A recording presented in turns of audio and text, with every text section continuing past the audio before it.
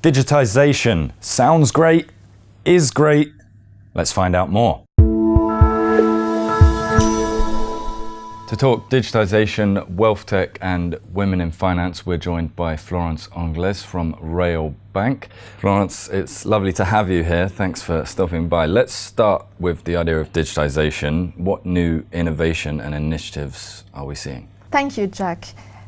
Digitization has good and dark sides. Its main advantages are customer experience, increasing in revenues, decreasing in cost, higher flexibility, greater agility, but it also entails new emerging risk.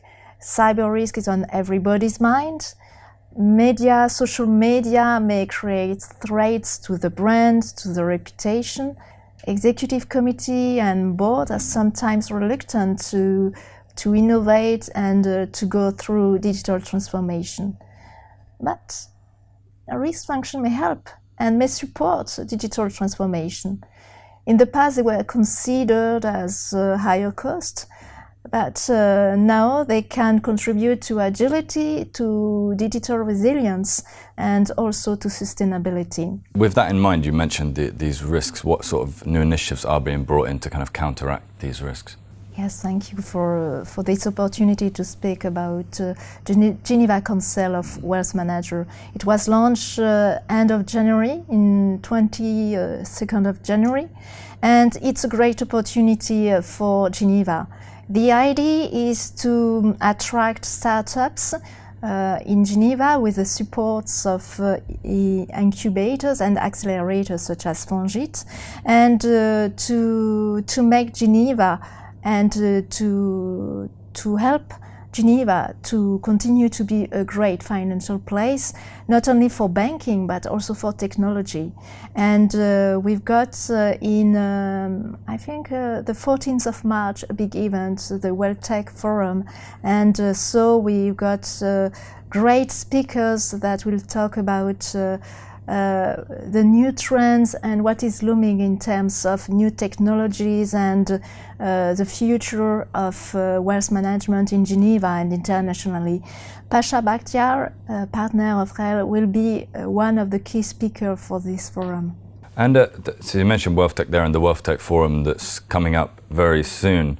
What's next in terms of wealth tech, fintech, and what are your impressions as well on women in finance? What's being done there to help women in finance and develop and move forward? Women hold now 40% of global assets, not only financial but also non-financial assets. And women are more educated than in the past, and they are also dedicated to their careers, and they may be the future CEOs of big banks and international companies. So their revenues are continuing growing, and they are more conservative, more risk-averse than men, and they are looking for advisors that understand them, that take their goals, their values into account. This tendency is great for women, but it's also something that we can see for millennials, and in the millennials we've got also women. And so they are looking for innovative and sustainable investments. And sustainable finance, which can be defined as any form of investment that take into account social, ecological and governance criteria in the business or the investment field for the clients and the society as a whole, is growing in Switzerland, and we have seen a sharply increase from 2007 to 2017, from 33 billions to 391 billions. And so it's a tendency, and it's a way to connect or recognize the finance with the real economy.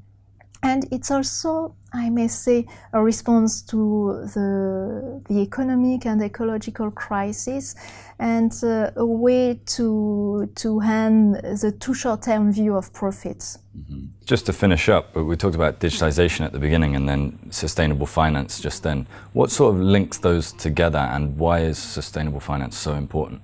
sustainable finance has stayed for a long time as a kind of niche in finance, and sustainable finance will grow with digital finance because there is a lack of transparency, a lack of data for sustainable finance to flourish even more.